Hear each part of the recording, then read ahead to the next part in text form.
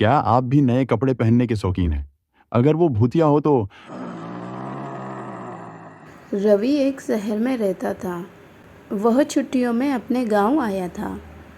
गांव में कहते थे कि एक भूत रहता है, लेकिन रवि शहर का लड़का जो इन बातों पर विश्वास नहीं करता था। एक दिन गांव के मेले में उसे एक बहुत अजीब कपड़ा मिला।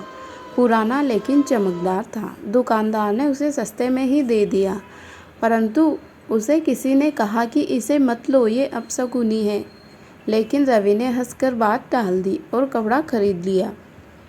शाम को घर वापस आया तो उसने उस कपड़े को पहन लिया और आईने के सामने जाकर खड़ा हो गया। तभी कुछ अजीब सा हुआ। आईने में उसका प्रतिबिंब हिलने लगा, लेकिन रवि खुद नहीं हिल रहा था। वो डर कर पीछे हटा, लेकिन आईने में उसकी परछाई वहीं खड़ी रही और फिर धीरे धीरे मुस्कुराने लगी, एक भयानक डरावनी मुस्कान।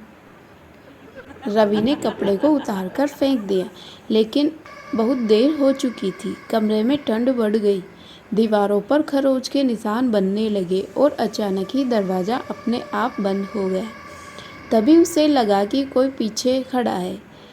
धीरे से उसने गर्दन घुमाई और देखा एक कटा फटा चेहरा, आंखों से टपकता काला खून और वही कपड़ा पहने एक परछाई। वो परछाई धीरे धीरे उसकी ओर बढ़ रही थी। रवि चीखने लगा, लेकिन उसकी आवाज़ बाहर नहीं जा रही थी। अगले दिन जब गांव वालों ने रवि के घर का दरवाज़ा तोड़ा तो अंदर कोई नहीं था। बस आईने पर खून से लिखा था, अब ये कपड़ा तुम्हारा है। तब से जो भी उस कपड़े को पहनता गायब हो जाता और आईने में एक और परछाई जुड़ जाती। फिर एक दिन बाबा श्याम एक लड़के के वेश में वहाँ पहुँचते हैं। उन्होंने उन कपड़ों को देखा और पहना। उनके पहनते ही वे कपड़े जलकर राख हो गए। तब से कपड़े वाले भूत से गांव को मुक्ति मिल गई।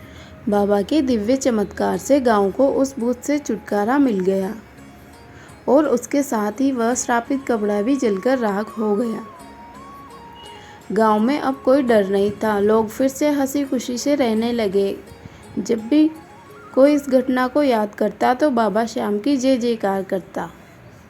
जय श्री श्याम।